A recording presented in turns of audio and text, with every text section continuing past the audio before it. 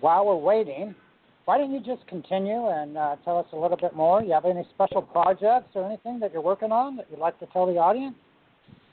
Sure. So one of the things I'm working on, Okay. actually, I was thinking about it on the way over, is that I'm going to be hosting a retreat in New York, really talking about what Mina and I have been talking about today, in working with women, doing a retreat to really help them understand what their message is, what makes them their unique selling point, helping them identify what it is that they love to do and how they can make it happen, and not in like 20 days and 30 days, but in one day. What is it that we can do together in one day to really go after their dreams? Because I don't think you need to wait. I think that once you have your idea, you should be able to go full throttle.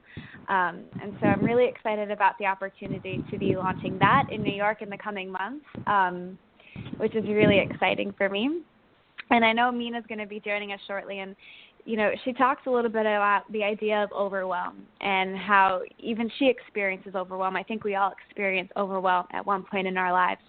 And one of the things I wanted to mention was that when it comes to overwhelm, I think one of the best ways to beat the overwhelm, to get rid of the anxiety, is to make a list, is to really look at what you need to do, not what you want to do. Look at what you need to do. So you think about the big picture items that you have. Break it into smaller tasks. Like make it bite-sized. Make it something that's easy for you to accomplish, to achieve, so that it doesn't look overwhelming. So when you come up with these smaller tasks, then that's when you start to look at your calendar and say, okay, I want to build my website. Let's be honest, no one can build a website in 1 hour in one day. But one day you can work on the copy. Another day you can look at the photos. Another day you can pick out the layout. A different day you can come up with your website name. You need to figure out how you're going to host it. So you break it down into all these different activities, and then you schedule it out. You look at what time you have available to yourself, and you say, okay, today this is what I'm going to do. Tomorrow I'm going to do this. And you make it really easy for you to achieve your goal. So you set yourself up for success that way, and you beat the overwhelm, you beat the anxiety, because you're not thinking, oh, my God, I have to do this big, scary project. Sure. I just have to do this one thing. And it makes life a lot easier for you. Cool. And your retreat is going to be, as you said, in New York City, I assume, or somewhere outside of New York? Yes, New York City. Okay, in New York City. And when is that retreat, and how can people find out more information about it? I haven't set a date for the retreat yet. I'm thinking it'll be sometime this summer, but you can log on to my website, bringyourall.com, or you can find me on Facebook at Bring Your All, and you can message me, and I'll be happy to give you some of the information when it's available. Great. Okay, and they message you where at? You can email me at hello@bringyourall.com, or you can shoot me a Facebook message. I have my phone attached to me pretty much all the time, so I look forward to getting your messages and being able to get back to you. Sounds like me. Oh, I know. Sounds like me. It's this social media age we're in. You're always attached to your phone. Sometimes it's hard, like Mina was saying. You get all these notifications, so learning how to step away and to have, real life conversations, big difference. And I think that might be Mina. Maybe? Yes. Mina, are you back with us? Okay, maybe not quite. So you have been talking a lot about focus and some really cool things like turning off, notifications to stay focused. And I really liked what you had to say about mindset. You've got an awful lot going on in your life. You're planning a retreat. You're getting married in 3 weeks. Congratulations to that. And Thank you. And focused with all of that going on, you come up with a routine and a system that's allowed you to do that. But why don't you share with us some of the ways you're balancing all of that? Because I know that planning a wedding and getting all of that going and trying to run your own business and plan retreats and all the other programs you have going at the same time can be somewhat challenging for most of us. So why don't we go into that a little bit, and I'll work with Mina here to get her back. Absolutely. So, like Michael was saying, I have my business that I run, Bring Your All. I'm planning a wedding 3 weeks to go. I'm working with my clients one-on-one, and I still have a day job. I'm still in my 9 to 5, and I very much appreciate having that investor to help me, keep things going. And it's a nice way to take the pressure off, especially with everything else going on. But one of the things I think you have to do when you have so much going on, you need to be kind. You need to be nice to yourself and recognize how much you're doing. We don't give ourselves enough credit, and we tend to, be perfectionists in that regard. We don't stop to think, I've got a lot going on, and I can only do so much. So that's where time management becomes critically important, when you take the time to say, okay, what can I do this week? And for me, what's been really important, it's with the countdown to the wedding, is being honest with myself and saying, okay, I have this 9 to 5 job, so these are the hours I'm blocked out. I have wedding planning stuff to do. Oh, and I have my business to run, and I've got these client meetings. So you really need to look at your calendar and block off the times you're unavailable. So I've got times where I've got meetings with clients in the morning. I've got more meetings in the evening. I have my own coaching call. I have my business. Oh, I'm doing this for the wedding. So really starting to see how much time you have available to yourself, and being honest with the time you do have, what can you actually accomplish? So that's where I was talking about making it manageable, making sure that you're setting yourself up for success in that way, and that you don't let it overwhelm you. Because if you just think big picture, oh my gosh, I have to plan a wedding and I have to plan a retreat, that's really scary.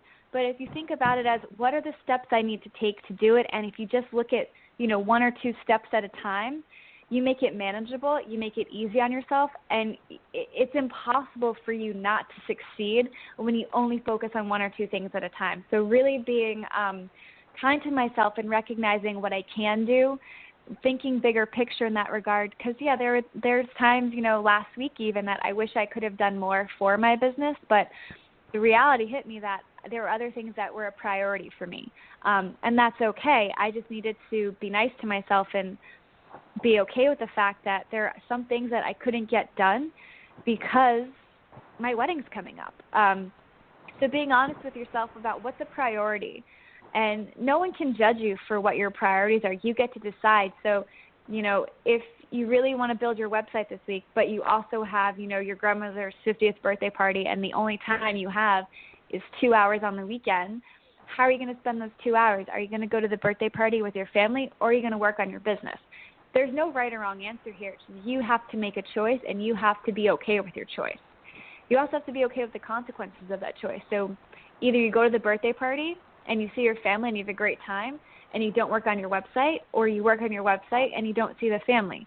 Either way, you get to decide, and that's the beauty of life. You get to make the choices of how you're going to live it and what you're going to do next. So I think that's really important for people to recognize, is that life works out the way we want it to, that we have the power. All you have to do is make a choice. Sure. It's all about choices. Do you, in your own schedule, plan in your personal times, say, for example, with your fiance or soon-to-be husband? Yeah, we've actually had to, because we've got so much going on with our lives. And Mina mentioned a little bit earlier that one of the 6 things they were saying about time management was self-care. So I've absolutely scheduled in time for myself to go to the spa, to get a massage, to just, the other day I just hopped down to the cafe by myself to have a cup of tea, because I just needed some time by myself. So I grabbed my journal, I sat down, and I just started writing, because I needed that time for myself. If you don't do that, you're going to get overwhelmed. Things are going to start to really drive you crazy, and that's not good for anybody.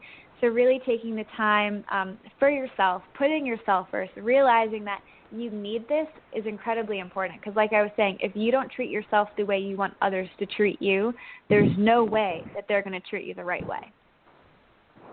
Absolutely. What's the best advice you've ever been given that you follow on a regular basis? And who gave you that advice? I couldn't say who gave it to me, because I feel like it's probably in a book I read somewhere. But one of the things that I've had coaches tell me is to really be yourself, to stop trying to please other people, to stop doing things for other people. Being a people pleaser is probably one of the worst things you could do, because you're not being true to yourself. You really need to be honest with who you are as a person, the things you like, the way you want to live your life, all of that. Because if you are doing things and just going through the motions because it's what's expected of you, you're never going to be happy. You're never going to live life to the fullest if you're doing a job because it's what your mom wants, or you're living in a location because it's what everyone says is the cool thing to do. If you really want to live at the beach, then why aren't you doing that? If you don't want to work in corporate America, then why are you still there? You have to be honest with yourself about who you are as a person and be that person.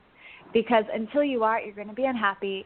You're not going to be living the life you want to live, and it does nobody any good if you're not being you. So the best advice I've ever received is to really just be yourself.